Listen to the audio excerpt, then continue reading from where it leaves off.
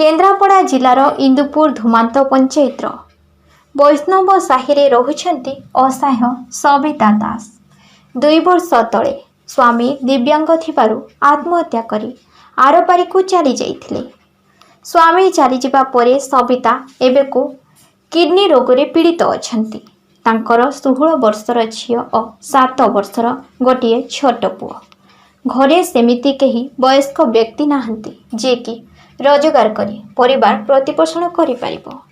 ना पाखरे अछि पक्का घर ना अछि बिजुली। सरकार योजना जेमिति तांको पाई 7 स्वप्न। औषध पाई पैसा नाही, भोक लागिले खाइबाकू किछि नाही। बढ़िला झियो मार सेवा करे और छोट पुओ जे कि 7 वर्षर पुओ पाठ पढ़ा बयस रे गाँ गाँ बुली भिक मागे जहाँ आनिले घरे चुली जले। ए खबर पाइला परे बजरंग दल केन्द्रापड़ार सदस्य माने यथा भक्तिरंजन साहू, नीलकंठ स्वाही, कान्हू, राजू, मनोज सेठी, स्वयं सतपथी, बलराम दास, मनोज पंडा और दलर अन्य सदस्य मानक पाखरे पहुंची 2 मासर सुखिला खाद्य सह चाउल, डाली, अटा, चूड़ा, चीनी, तेल नित्य व्यवहार जिनिस किछि सहायता करबा सह किपरि सरकार योजन सामिल हेबे प्रशासन को ए विषय अवगत कराइबे बोली सविता दास को प्रतिश्रुति दे आसिले।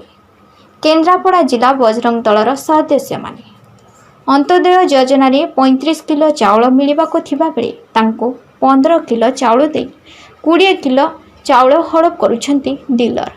चंचकता करुथबा डीलर को विरोध रे कोड़ा कार्यानुष्ठान दाबी करिछंती बजरंगी संगठन।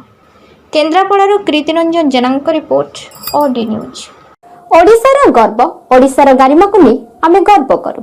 ठीक सेमिति निर्भीक संवाद परिवेषण करबा आम ओडी न्यूज रा धर्म।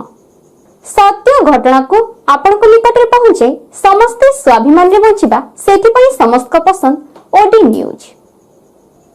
घरे बसी देश विदेश रा खबर देखिबा पई चाहुतले लाइक शेयर कमेंट एवं सब्सक्राइब करबा को भूलंतु नहीं। नमस्कार।